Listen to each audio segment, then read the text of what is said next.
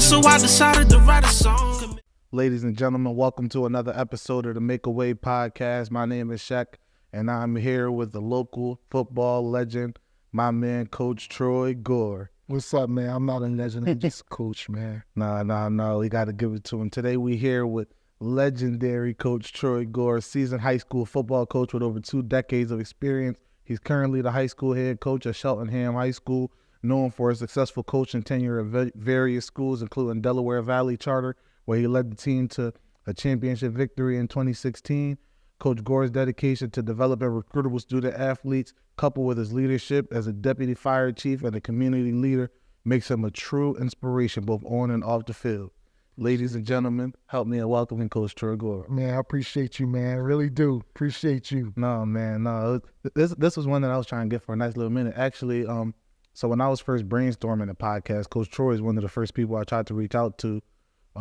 At first, I didn't really know what my vision for this was. I kind of wanted to go to high schools and walk around the practice fields. And he was like, listen, man, whenever you want, whatever you need to do, and whatever you need to do, my doors is open for you. So I always appreciate you. Appreciate that. Mm-hmm. Yeah, I'm always trying to get youngest man to come up and give them a platform to showcase their skills. Mm-hmm. Yeah, man. And I'll tell you, you got a couple ballers down at your school now, man. Man, we young, man. Only after this class graduates this year, this class of 24, I got 6 seniors. Yeah. And I like being young. I like teaching the young pups and letting them get adopted to our culture and establishing a foundation of toughness and academics, and things that we put on the field. But I got some dogs, man, and they pups, but they're young. We're going into a new division, and they move us back down to 5A, so we ain't got to compete with the prep and the TEP and all of them. But I'm a competitor. No matter who we line up against, we gonna play. But I like to compete in a way that it doesn't disrupt culture and things of that nature. But yeah, we're young, man. I'm excited for them. I mean, the good thing about having a young team is that you get to find out early who your leaders are, and then you need to have long-term leaders. That's right. With one thing I noticed is when you have a team that has a lot of 9th and 10th and 11th grader, now that forces you as a coach to have to decide on younger kids to be coaches to be captains, because now you weren't forced to just put all seniors as captains. Not that you were going to be forced to anyway. But. That's right. Yeah, you're absolutely right. And we are blessed that we have the numbers. Our roster is up to 118 players. Mm-hmm. We got 3 football teams, all freshman team, all JV, and all varsity. And out of all that, only 6 of them is graduating. So that's the excitement of that, just to build on that and to develop the skills of those players, man, is what keeps you up every day, and the weight rooms are full, the classrooms where we're going over plays and things of that nature is full, and we just ready to go. But yeah, having that young, bright eye, wide eye young boy that's ready to run through a wall for you for the next couple of years, man, is special. Tell me about the team and the culture that you guys had to build there, because you took over just after the COVID season. I think they ended up 2-3. So tell me about how you transitioned from there into this winning culture that you started to establish. Yeah, that's an awesome question, because the reason why I only have 6 seniors is because these seniors are my seniors. I got hired there 4 years ago, right after the COVID season, and they hired me in June of that year, and I didn't know the roster. And so the incoming freshmen didn't really get to know me either. So these 6 gentlemen are graduating was the reason why, and only had 35 helmets. Had to use social media to find the players because there was no handoff transition between me and the last coach. The AD that hired me, a week later, he took another job, so I was without an AD in June and July. Our principal was on vacation, and I had to put a team together by August. But I had some strong dudes behind me, some strong coaches behind me. We got on social media. We found a couple of kids, Cam Wyatt, who's at Lackawanna now, and Matt Hoffman, who's at UConn. And we said, yo, y'all got to help us find these kids. So we started going into the kids, our kids, not other kids, but going into our kids' DM saying, yo, we got practice, show up, and getting these numbers, then contacting the parents and all that stuff. First practice, I had 16 players. But then by the time we suited up to play Abington, which was our first game, we had a 75-player roster. That's serious. And that's because of the hard work, brand new uniforms. We luckily got helmets donated to us from the Eagles, from Kelsey and Flexa Cox, donated helmets. So we was able to suit up more kids because of that helmet donation. The previous coach set that up by getting a grant. And then everything just started falling into place. And it was the hard work of those coaches that was on my staff at that time. Hey, man, we love to hear it, man. And I just want to give a good shout out to the Philadelphia Eagles because I'll tell you. Yeah, man. Shout out to Fletcher. Shout out to Jason Kelsey. Shout out to the Eagles, man, for they donated. They gave us like 75 helmets, man. They gave it to us. I think they gave it to Goretti also. That's incredible. And to Mastery Charter. And shout out to them, man, for doing their stuff in the community. Yeah. And if any coaches out there that they're not connected with the Eagles, they need to get connected with the Eagles because they really do give back to the community. Really do. Mm-hmm. I remember, I think it was summer 18, I think I was doing my senior internship. And I was working with, Jackson with Focus Athletics. So I was working hand in hand with Jack. That's back when it was, 20, 30, 40, 50 kids. Yeah. It wasn't what it is now with the dozens of kids around the city. But that was one of our first big donations that the Eagles made to Focus at that time. And it was all of the linemen and like all of the tight ends. They donated over 150 pairs of cleats. Yeah. So I know, I think I still got the videos on my phone, man. It was dozens and dozens of cleats. We was filling up me and my boy Joar cars, and we was just driving them to Center City to the office, man. Yeah. Every kid, because the linemen especially, they be having trouble finding cleats these days, man. Yeah. You know what I mean? So this is all like our bet. The Nike sponsorship came in, and all of the size 15 to 20 cleats that they wasn't wearing. Yeah. Every single old lineman in the city of Philadelphia that needed a pair of cleats that summer got a pair of cleats. That's good, man. That's good. And they always was giving us stuff. I remember when we started the Emotep program, Ron Jaworski at that time it was Coach Mark Wilson, who was the head coach at Emotep, and Ron Jaworski gave us a box full of cleats, but we ain't had a lineman at that time, and all the cleats was like 15 and above, and we ain't had a lineman at that time. But then Emotep turned into a powerhouse. Now they got the dudes that can fit them size 15s, Yeah. Yeah, no, I was going to actually ask you about that. Tell me about how that came to be starting that program. You were one of the forefathers of a lot of Philadelphia football programs in the North Philly uptown area. Yeah. As you read, I'm a fire chief, but at that time I was a lieutenant. In that district. My firehouse was on Oyuk Road in Champlos. So we had that district. And a couple of firefighters that were working for me, we responded there for a medical run or something like that. And a brother named Lamont Belvey, Coach Belvey, shout out to Lamont, he started talking to the school about, because me and Lamont was coaching at Cardinal Doherty at that time. We was coaching at Cardinal Doherty, the Catholic school. And Lamont started talking to Emotep saying, y'all should start a football program. And Mama Chris and Coach Mark Wilson was like, it's a good idea. If y'all help us, we'll do it. And so Mark Wilson made magic happen. Lamont made it happen. And we had a couple of firefighters that was on the staff. We started out playing scrimmage games, and then it started growing. And we produced players like Gerald Bowman, who played for USC, Byron Cooper, who played at UMass, and couple of other Shakur Naismith, who played at UMass also early on, you know. Mm-hmm. And then Albie took over from Mark and took it to another level. And then from there, you know, Nick Lincoln, who was on the staff with us with Mark Wilson, he took it. He maintained that standard, and now Coach Deb has just took it to another level.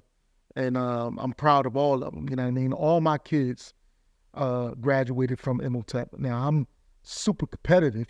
You know what I mean? And they all know I'm super competitive, and they all know that I'll line it up with any of them and all that. But my heart is there. I can't talk bad about a school where all my kids graduated from, where I was there before the building was built. I was there when trailers was there, when we was out of trailers, you know what I mean? I was there when we were sharing helmets and not having cleats and, makeshift uniforms. And then they just grown to be a national powerhouse, man. And I'm super proud of that, very proud of that. And the thing is, you know, when it comes to a big program like that, you don't get a house that's a big, beautiful mansion without laying a great foundation. Mm-hmm. And it came from the people in that community that wanted to see better for the kids in that area, Yeah. and put their effort and their hard work in, because the kids today, they just seeing that as a place. I go in, I put the hard work, I get the results, and I can go to college and get an education. Right. But before that, it was just a vision. Yeah, it was just a vision, man. And Coach Marcus and Brother Andre and Mama Chris. Big shout out to Brother Andre. Yeah, big shout out to Brother Andre, man. One of the greatest coaches in Philadelphia basketball history. Yes, he is. And these are people that I've been knowing for a long time, you know. And they really, when they say, their slogan, the standard, Best is standard. the best is the standard. I mean, it starts with that basketball team and how Brother Andre runs that program. And that kind of winning mentality just filtered all through the building. And I learned how to run a program by watching Brother Andre. And then I learned how to sustain a program by coaching under Albie. And then I learned how to be a coach by just studying the assistant coaching staff that we had. I mean, think about the assistant coaching staff that we had and how many head coaches that came out of Imhotep. I'm talking about Nick Lincoln, Marcus Fulton, myself, Eric Clark. And then now you got Coach Dev, and CY and Coach Kev, and it goes on, you know. And all those dudes, all of us been competing with each other for years, and all of us has systematically made millionaires. You know, we got young boys that's playing in the league now, and that's giving back to the community, you know. And if that competitiveness was not there between us, I don't think we would have the success that our young men would have. Because CY's he's a monster. And in order for me to keep my kids, I got to compete on his level. You know, Deb is a monster. In order for me to be competitive on the football field, I got to study how he runs his defense. You know what I mean? So, and Albie is a genius. You know what I mean? And in order for me to maintain who I am as a head coach, I got to study them. So that competitive nature drives me, because I'm not going to let none of them beat me. If they beat me, they got me, but I'm going to come back swinging the next round.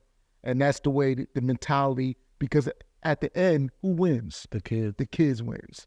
That's all that matters. As long as them kids win. We got kids going to college for free. We got kids who are now getting paid. CY starting his management and making sure those kids get the proper compensation for their ability to do what they can do on the football field. Everybody else was eating off these kids for years. Everybody, every college coach, every commercial, every Nike brand, every Jordan brand, Adidas brand, they was eating off the talents of our community. now our community has the ability to turn that around and start getting compensated for their skills and their abilities, and that's an awesome thing. And what they're doing over there now, and I think many people need to really study how they're moving and how I'm going to start moving, and making sure that our kids are not just signing their letter of intent, but make sure that they're also going to get compensated for their skills and their abilities, and be able to not only just get a reimbursement check, but also make some little money in college, and because everybody else making money, so we might as well make money also. They also make some money. You led me right into my next. Go ahead, Lon. I know. You led me right into my next question. So I was going to ask you, man. With NIL, obviously, a lot of coaches currently in the college landscape are trying to say that, you know, football has changed. Football isn't what it once was. If I wanted to coach millionaires, I would just go to the league. And there's a thought now that the dynamic and the layout of college football is going to dramatically be changed in the next 3 to 5 years. What's your thoughts on that conversation? And do you feel as though the coaches that are going to be in college football, like, do you feel like they're just like GMs of a program now, or do you feel like all it is the kids are being compensated? Man, look, man, I think they need to adapt. And I mean, everything changed. Football has changed. When you played, it was 21 personnel, 22 personnel under center, power left, power right. I remember, like, when you selected your all-star for the defense, you got to select four linebackers, because we played with 3 linebackers on the field. Now we're playing with 2 linebackers. Yeah, myself on the all-state list is 2 linebackers. Yeah, now there's 2. I just did the selection process for Suburban 1, right? Mm-hmm. And they're asking for 2 D-backs and 4 linebackers, because they still have the old school mentality that everybody played the wing T or a double wing, and we're going up against a 4-4 defense. Mm-hmm. Well, now I'm playing, that ain't 5-6 DBs. Yeah, because now everything's a spread. Mm-hmm. Now those dudes that used to play safety, them big safeties, now they're linebackers. Those linebackers that used to play linebackers are now DNs. You know what I mean? Those DNs, those big DNs are now D tackles. You feel me? So the game has changed. And I think some of the, especially in this state, in the PIAA,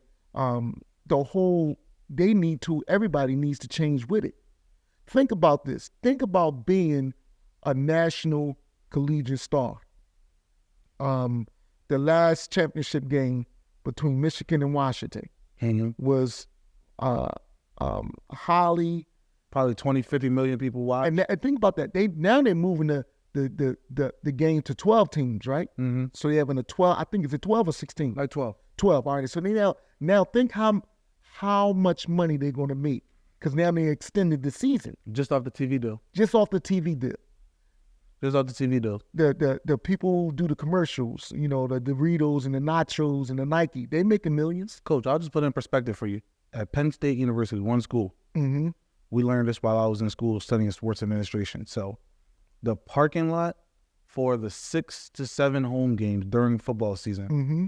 just for the football games, is enough to pay the scholarships for all of the other varsity schools. Think about that. Sports of the school. Yes. Just the people paying to park their car at Beaver and everybody is making money. The rest of all of the student athletes at the school are getting their tuitions paid for. Exactly. From the football parking lot. Exactly. And that's not even to talk about the football players. Exactly. That's not to talk about the concessions. That's not to talk about the 8-figure, 9-figure TV deals that the conference signs. Exactly. That's not to talk about the jersey sales. Them jerseys cost, my little brother, when I went to go drop my brother off to school, them jerseys in the school bookstores at D1 schools was $100. Yes. And they got the kids' names on the back. Exactly. They got the kids' numbers on the back. Exactly.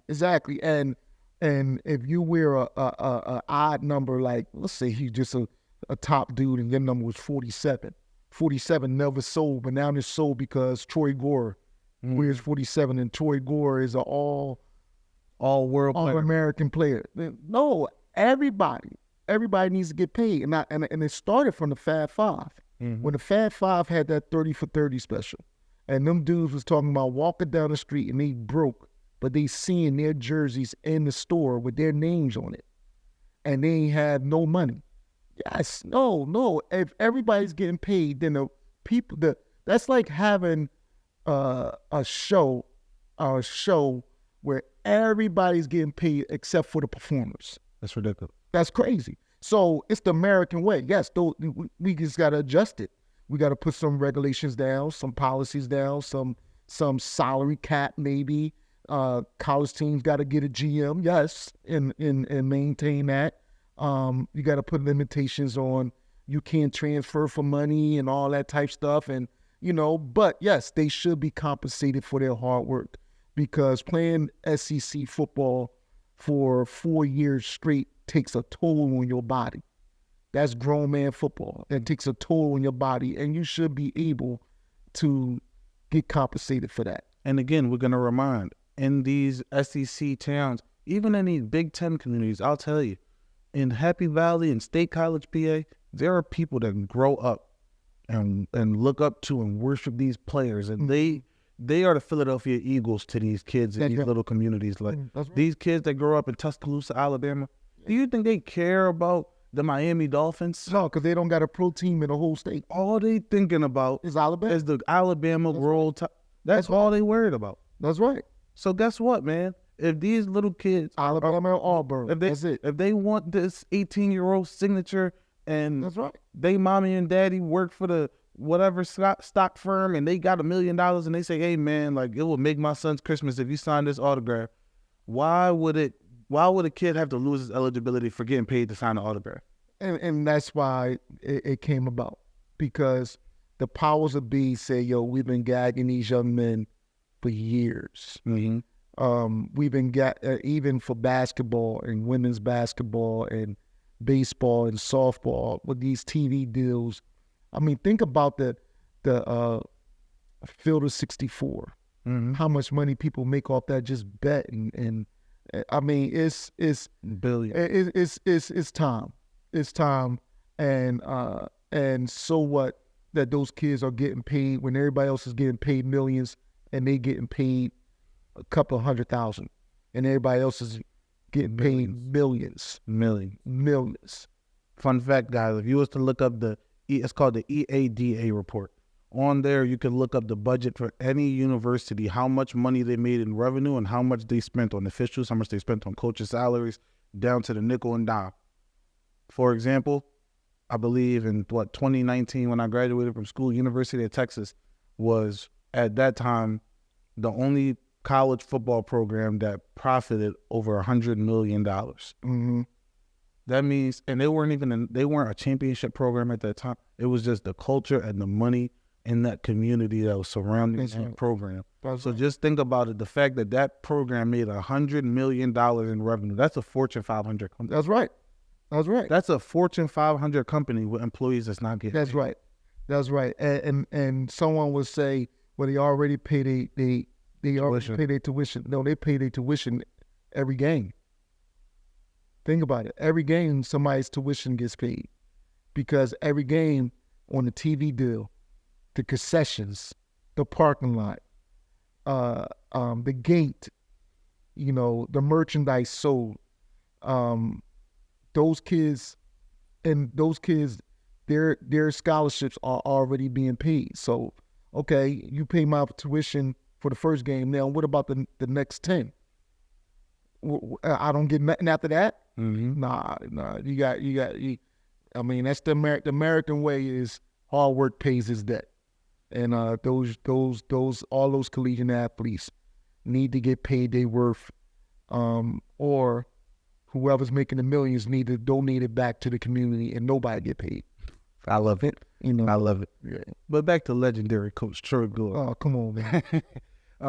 Tell me about what made you want to go into your profession of being a fireman, and how it has impacted your career as a coach.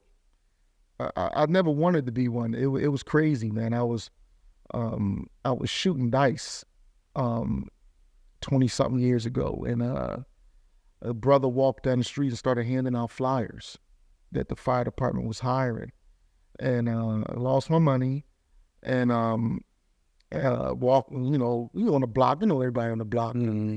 So I see the flyer, and I remember it was raining, so the flyer was stuck on the ground from the rain, and I memorized the number and went up to the payphone by the bar and called the number. and then the rest was history. And then I was able to get on the fire department, and OEA came to me. This is me, OEA, talking about OEA, but OEA came to me. It was like, you study these books right here. It was like 9 books. You can make lieutenant. That's an extra 4,000 hours a year. So I'm a competitor. That's me. I said, all right, do it. I did it. And then next thing you know, I got promoted again, and God has blessed me to get promoted again. And the 4 days off allows me to coach football. Football has always been in my heart, always been something that I desired to do. And it just so happens that being a firefighter gives me the good schedule to be able to coach and maintain a career, because I'm basically off. And anybody that want to be a firefighter, you're off 4 days every week, And even the times where I got to work at night, I don't got to be to work till about 6, so I can still go to practice. You know what I mean? So that's 6 days straight a week that I can be involved. And I even did that when I coached college ball at LaSalle. I was a firefighter. So it was always is the opportunity of being a firefighter allowed me to put all my effort and time into coaching and mentoring young men. Yeah, no, I really tip my hat to you for that, because, there's one thing that I always think about and I always talk about, we was talking about it when I first got here, was, I love football a lot. Mm-hmm. And I feel like football is one of those things where you should only do it if you can give it what it deserves. That's right. You know what I mean? I feel like being a coach is such a big commitment, because you have such a big impact on these young men's lives. And you play such a pivotal role in molding and shaping these young men. Yeah. That being as though you have a schedule that allows it, where you can give so much and give so much, no problem, go at it. Right. But like for the people that kind of take that title of, oh, I'm the coach here and I'm this coach and I'm that coach, but the kids only see you once or twice a week, or you don't get to show up. There's nothing wrong with donating your time as much as you can, volunteering your time, but I feel like it's such an important role, because some of these young men don't even have fathers in their lives, man. That is so true. I can tell you without giving out too much business, but I coached at I'm gonna just say I coached at a program, mm-hmm. and I would take the kids' names, right, and I'll put it on a roster, and then I'll put in this column I will put their cell phone numbers. Mm-hmm. Then the middle column would be the mother's cell phone numbers, and then the third column would be the dad's cell phone numbers. And I can tell you it was blank. Most of it was blank. And it's kind of disturbing when you asking a kid, I need your parents' cell phone number. And they give me their moms, and I got to say, what about dad's? And they just give me the nod because they're around other kids. And shaking their head no. And I kind of get it, all right, cool. It's not cool. If you take on this title and become part of this fraternity of being a coach in the Philly area, mm-hmm. And I'm pretty sure there's some dudes, and well, I can't just say dudes because I got 2 women on my staff, but some coaches out there that will tell you it's year round. It don't stop. There's always something. There's always a phone call, an issue, a problem, or a celebration. There's always something going on. And yes, you take on the brunt of a strong responsibility. Mm-hmm. You cannot coach in this area and be successful and being an August through November coach. You got to be January through December coach. We use the term starting the snow, ending the snow, and that's the mentality that you got to have, because the recruitment process has changed big time in the last 4 years. Young men are not getting the offers as they used to. You don't see too many beyond blessed offers going through the city as much as you used to. Oh yeah, on Twitter. I'll say like 2016 to 2020 was like the mecca. Yeah, when it was hitting, and dudes was really committing and going to colleges. You know what I mean? But then once the transfer portal started, recruitment process has changed. So we have to develop our athletes now to compete with grown men for that scholarship. And that means you got to be in a year-round program of not only developing you physically, but mentally and socially, how to talk to colleges. Because, I mean, let's be real. If I'm a college coach and I'm making that $3 million a year and my offensive tackle was just declared to the draft, I'm not getting a high school offensive tackle. I'm getting somebody that was on the bench at Texas A&M. I'm getting someone that was on the bench at Temple and is frustrated and bringing them in. That's the new mentality. And now our players are now those scholarships that we used to go to us now are going to players and transfers. And not only transfers, JUCOs. And not only JUCOs, Division II, you know, and FCS, you know. So with that being said, we have to train our student athletes in January, February, March to get ready for camps, because now colleges want to see you in camp. Mm-hmm. Unless you're a top 300 player, you 6'6", or you just got that film, you good. But everybody else, you got to get your money in camp. Yeah. And even at camp, it's going to be kind of hard. It ain't going to be like it used to be. So those dudes that usually will get that offer to go to Penn State and Penn State develop you, now you're getting those offers to like Stony Brook and Villanova and those schools. And then if you ball out there, yes, you know, the NCAA has passed the rule and you can transfer it twice. So if you ball out there, we'll call it minor.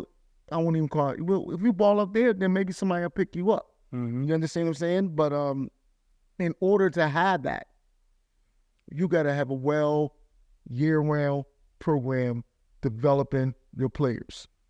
And I feel like with that, there's pros and there's cons to that. Mm-hmm. The pros obviously is I feel like the recruitment process now is kind of really fine-tuned, where now coaches aren't just recruiting for competitive depth. They're actually going to bring you in if they want you, and not just, oh, I seen they offered you, I'm going to bring you in just so they don't have you, because a lot of coaches been doing it, especially back in my day. Yeah. At my level, like when I was coming in, there was a lot of coaches that was like, I'd rather take you away from them and keep you off of their roster, because I'd rather you be on my bench than you beat us. But now it's like, all right, I got 2 spots for high school offensive tackles, and I'm only bringing 2 out of high school. I would have brought in 5, and I need to make sure these 2 are my guys. You know what I mean? So that's the one good thing I see come from it, is that if they bringing you in, if they offering you out of high school, they really like you, and you usually probably won't even have to leave after that, because they obviously believe. Yeah, that's true. Go ahead. But the con is, like you were saying, because of the portal, these guys have to, they have to be beyond perfect. They almost have to go, a lot of times, unless you're a top 300 guy, they almost have to go like one level under what they normally would have been. That's right. You know, I feel like that is kind of difficult, but that also kind of leads to less guys sitting and more guys playing earlier, because now those lower levels of football are going to have better calibers of kids. Yeah, I mean, you hit the nail on the head. They're not taking kids just for depth no more, because they know that now these colleges got to recruit the sustain of their programs. Mm-hmm. So they got to recruit their own kids to stay. So they're not going to give a kid a scholarship offer to sit the bench, because now they got to recruit that kid to stay and don't get in the transfer portal themselves. Mm-hmm. So most of the colleges have to get kids that's going to contribute in some type of way right now. You're not going to hear too many red shirt freshmen. Not no more. Not no more. You're not going to hear that no more. That's kind of like done with now. You know, if they want to recruit depth, they're going to get them from the portal. Now, if you're a top 300, top 350 player, you might find your way on the roster. And if you're on your way on the roster, you better contribute some way possible now. That old adage of I don't play special teams, it's over. You better find a way to get on the field now. Over. Because they got to recruit. The role of a college coach has grown because now I got to recruit against my competitors. I got to recruit my area, and now I got to recruit my team to make sure everyone is happy and no one leaves. And and it also boils down to, if that kid is being compensated with his NIL and things of that nature, So, yeah, it's changed, man. And for a high school coach, you have to be a year-round program just to prepare your players for that. And it also made the D2 schools even more competitive because those kids that usually go to FCS are now following the D2. And you got to be a dog. You got to be able to play there too. And that's what I was. And those kids that used to go to the piece, the D2 are now going D3. They getting in where they gonna fit. Got to be a dog. And that's what I'm saying. Like because guess what? When I was in 9th grade, 10th grade, originally, for those of you that don't know, Division III football. The reason why there's no athletic scholarships, guys, is because in Division III football, it was designed to be an additional, an extracurricular for guys at high academic schools so they could be able to play football as a pastime. That's why they're not allowed to have padded practices in the spring, etc. Right. But some Division III schools started recruiting. Teams started getting really good. You start having the, shout out to Coach Greco, that's now the head coach at Westchester University. Good dude, man. Long-standing member in the Philadelphia football community. That's right. He didn't lose a conference game in the past 8 years. 8 years, 8 years. He didn't lose a regular season conference game. That's right. In 25 games. That's actually ridiculous. That's right. 8 years, 8 times. He won 8, 9. Yeah. There's 60, 70 games. He didn't lose. Yeah. So just think about the recruiting. Think about the scheme. Think about that coaching staff. That whole coaching staff been there for almost 5, 10 years now. But when you got teams that's getting that good, you need now the other schools, the Albrights and the Alvernias and the Moravians, Eastern, just Sinus or Sinus. They have to up their game. Now these schools is out here. They got photo shoots for their recruits. They got full locker room set up. They wasn't doing that back then. They was like, yo, we got the open house and we play football, show up, take a picture. Go.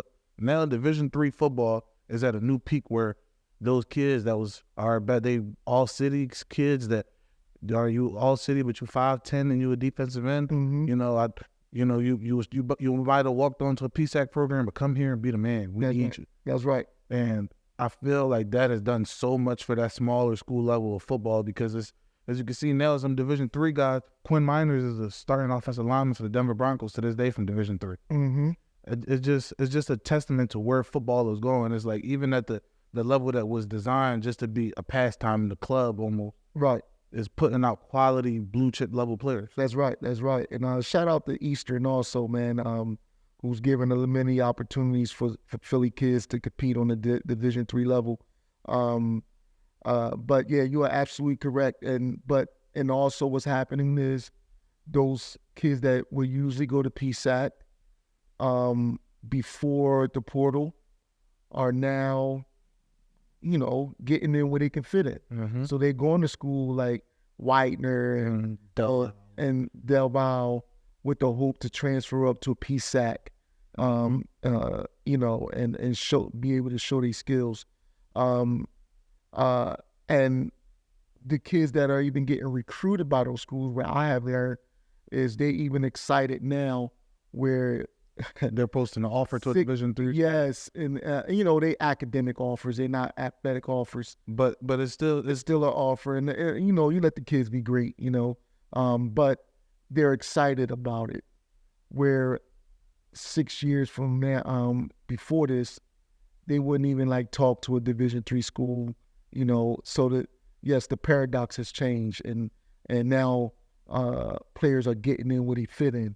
And that's just good for football. It's good for football. Good for football because a kid should be able to transfer when they want to transfer. I'm all about the rights of players and student athletes. And because the same coach is allowed to leave when they get hired. On the drop of a dime. On a dime. And they recruit you and say, I'm going to mentor you. They sit in front of your grandma and your pop and your mom say, I'm going to be there for him. Anytime he mess up, I'm going to be right there. I'm going to call you, bang, bang, and I'm going to mold him into a man. I'm a mentor. 2 months later, they had another coach. They had another staff. You know what I mean? So if they got the freedom to transition, then student athletes, if they got the opportunity to go and transition to a program that fits them, they should have that right.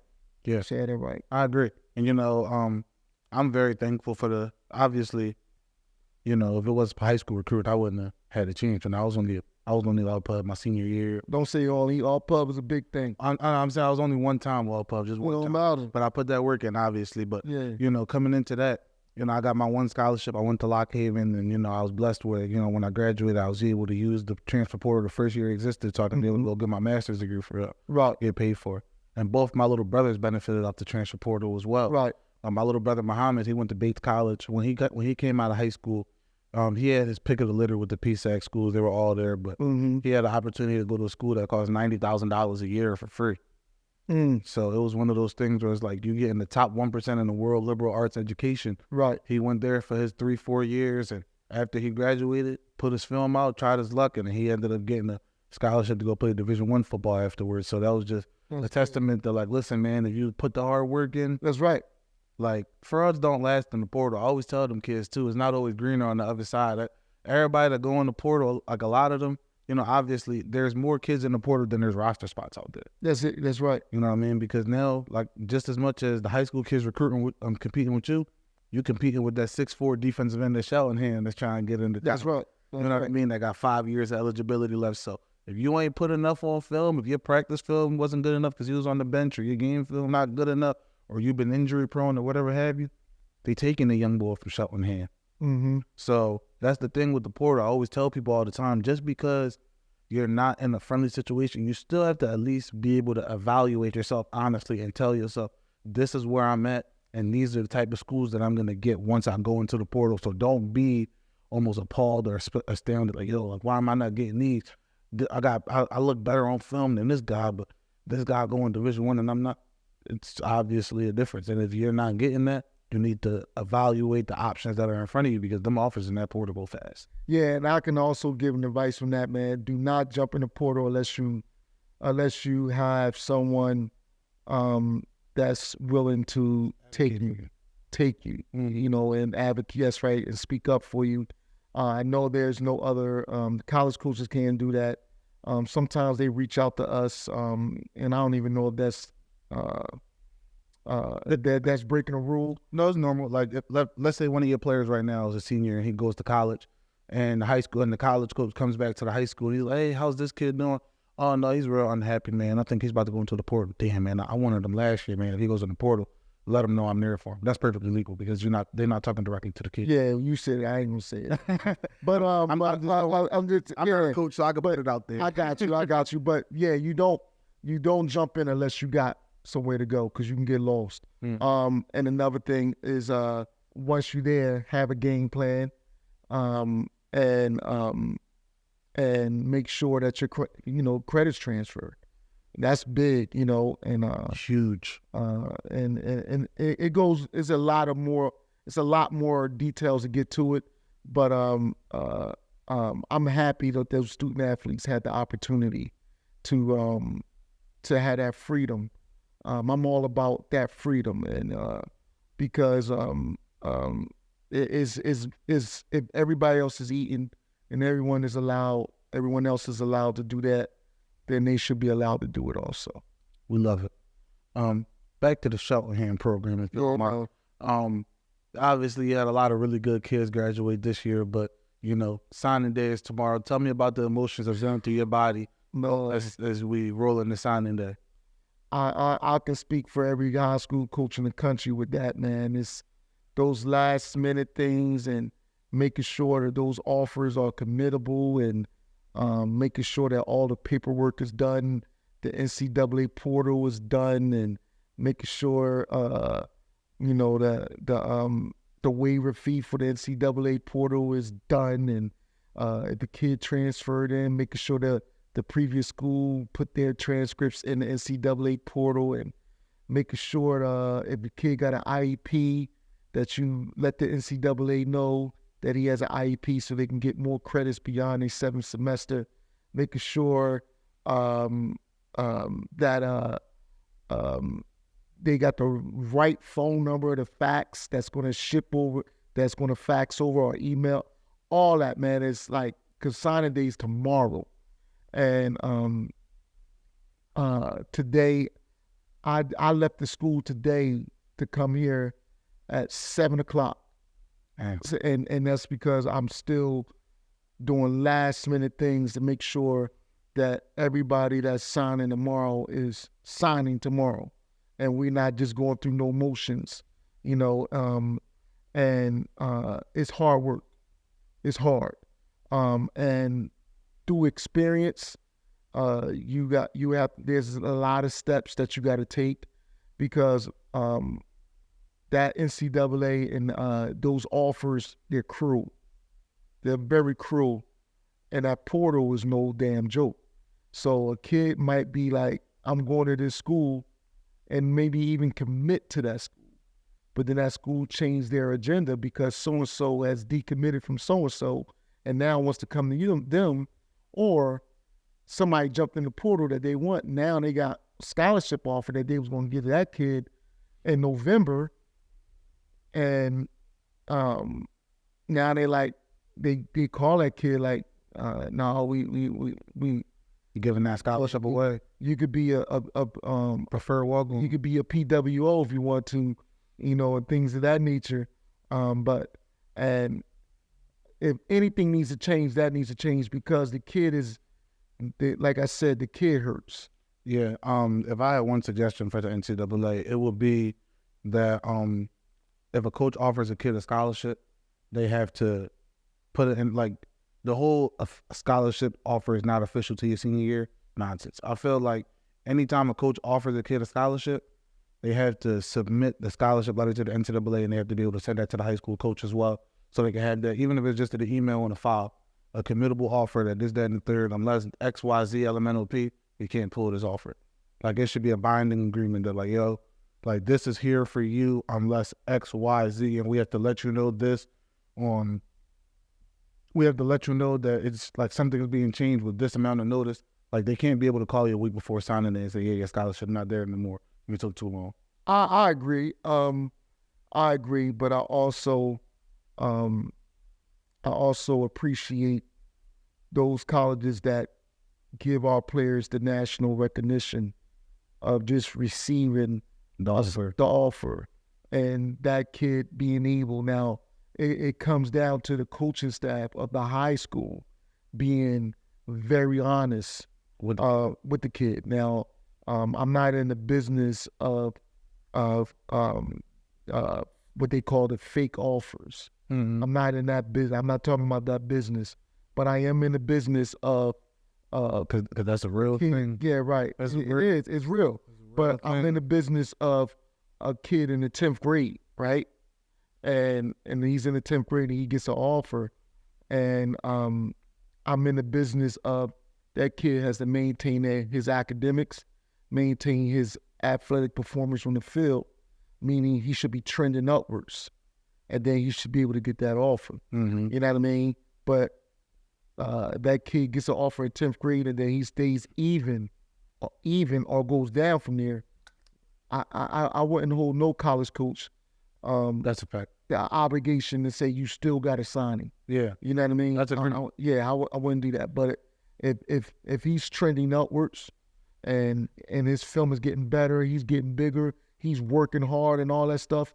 And that's what it should be. And I think that's how it's been. Mm-hmm. I think that's how it's been. At least, you know, from the respectable schools in the area, I think that's how it's been. Mm-hmm. Of course, there are loopholes here and there. You can have an offer to Notre Dame, but Notre Dame might have some kind of academic requirement that kid never took in school. Mm-hmm. You understand what I'm saying?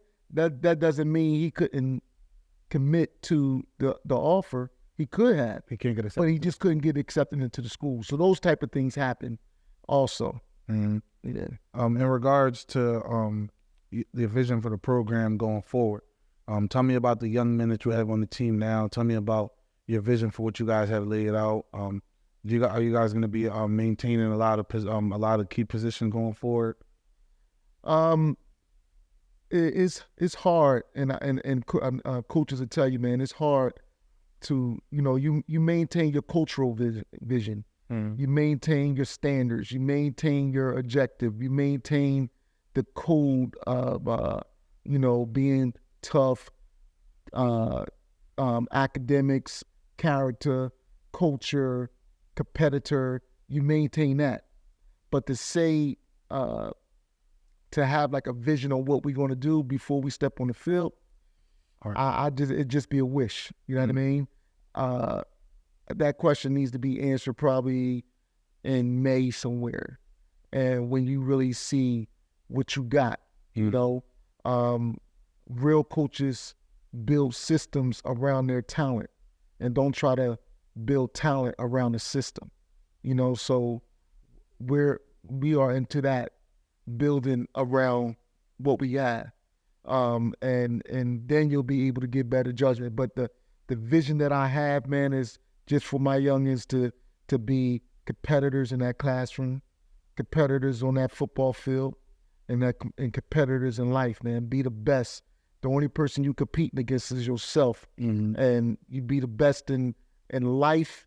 You be the best in the classroom. You sit up in the front of the class. You maintain your grades. You get straight A's. And then you just be real dogs on the football field.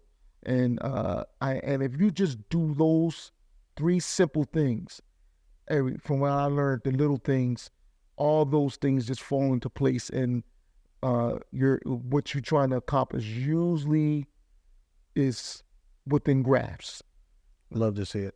So I also read that outside of being a fire chief, outside of being a great football coach, you also like a very tight-knit person in the community. I saw that you were associate minister at the Enon Tabernacle Baptist Church. Yes, sir. Tell me about your relationship that you have with that community, and how that also helps keep you going throughout the week.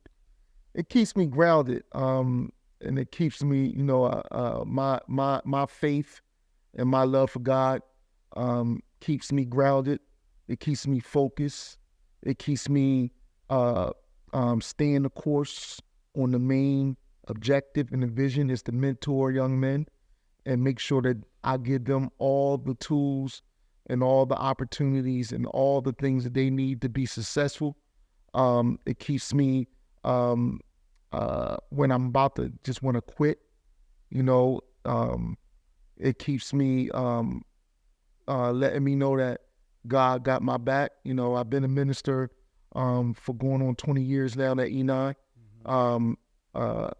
And Enon is a church that is youth-oriented first, with its football programs, basketball programs, soccer program, track program, cheerleading program, and the Enon program has produced some of the top athletes to come out this area. Shout out to DeAndre Swift. Shout out to DeAndre Swift. Shout out to Gator, Mark Webb. The list goes on and on. They also have produced athletes on some of the teams that's, Imhotep. A lot of St. Joe's Prep kids are Enon. A lot of Roman Catholic kids are Enon. And several of my kids, because Enon is on Cheltenham Avenue, are Enon. And so just being a part of that prestigious church and that prestigious program that advocates for the youth has just been a blessing. But my faith is what keeps me grounded, is what keeps me strong and keeps me going, and really what keeps me competitive. That keeps me making sure that I dot every I and cross every T and maintain a professional standard, that my program is always going to try to do what's best for the student athlete. And that's all through, you know, the mentorship of my pastor, Alan Waller, and the peer mentorship of those brothers from E9 that you know, they'll call me in a dime like, yo, I heard this, I heard that, man, you slipping and this and that, and keep me focused. You know, Rendell Crabb and all of them. So yeah, E9 is very special to me. Yeah, man, we love to hear. And last but not least, do you have any advice for aspiring coaches out there that are listening to you right now? If you're going to be all the way in, you know, like we was talking earlier, don't be 1 foot in, 1 foot out. Don't be 1 foot in the streets, 1 foot in the program. Check your ego at the door. Run that one back, man. Don't be 1 foot in the streets, 1 foot in the program. because I don't know if y'all know, man.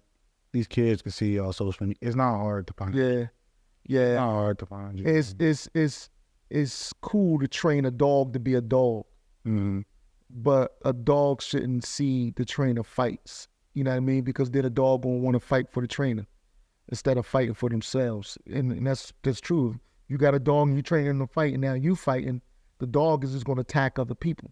Mm-hmm. You want a dog, but you want a disciplined dog. Mm-hmm. You know, I am a geek when it comes to the mentality of football, the mental preparation of football. I am a geek to see like how we do it and how Goretti's, Roman, all them guys do it, how they can, like, when they say take a knee, the kids just sitting there and they take a knee and they looking at their coaches with eager anticipation to take somebody's head off. I learned a lot from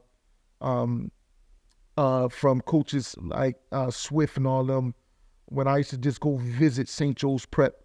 You know, when I first became a head coach, and I wanted to know how to run practices and how they was just they were all dogs, but they were able to train them to just everybody line up on this line, your toes on that line, and things of that nature.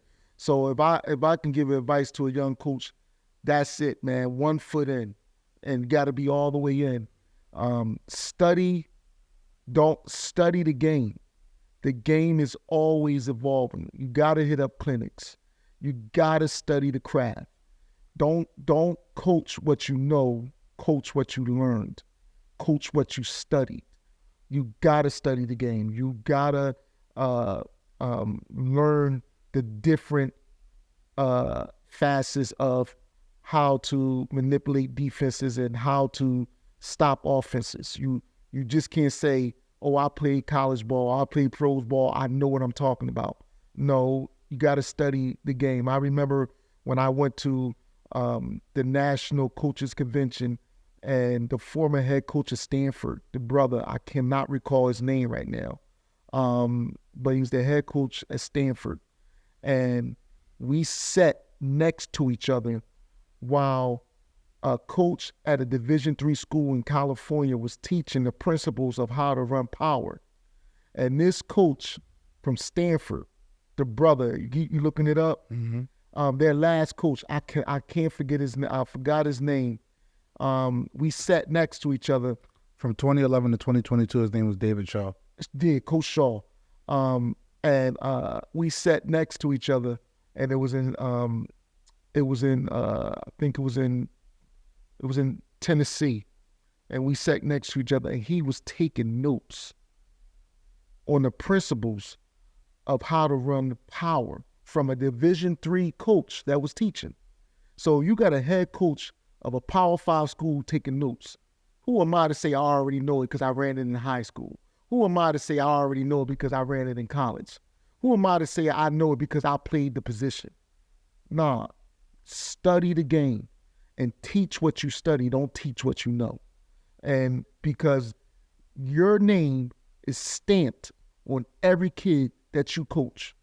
So when a college coach sees your kid and they start asking questions or getting your kid on the board, and your kid got to design an odd front, even front, know how to read two safeties high and all that type stuff, then and that kid knows what he's talking about, then you get the credit for that.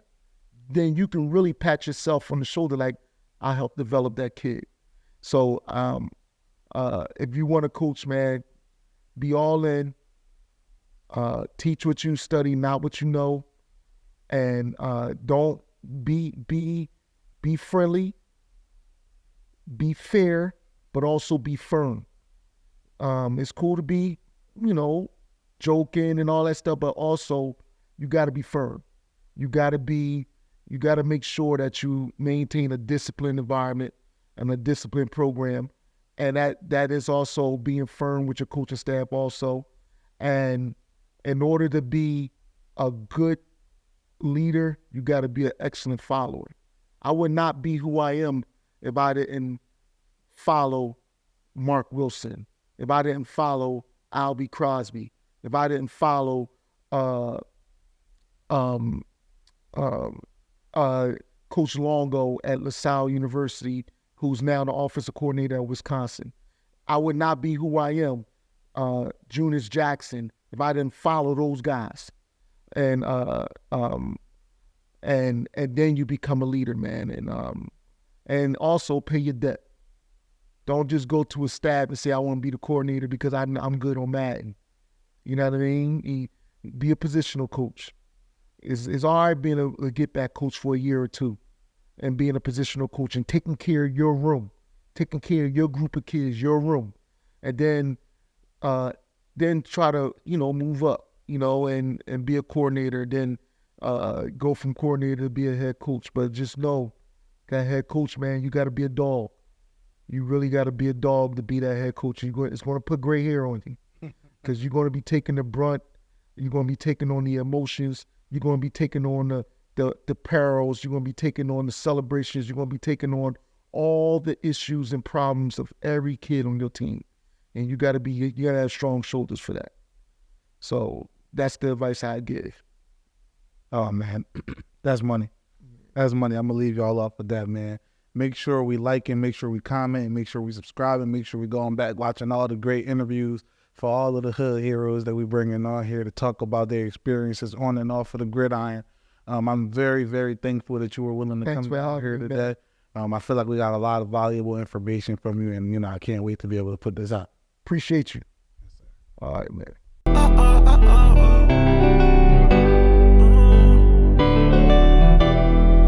I couldn't tell you in person, so I decided to write a song.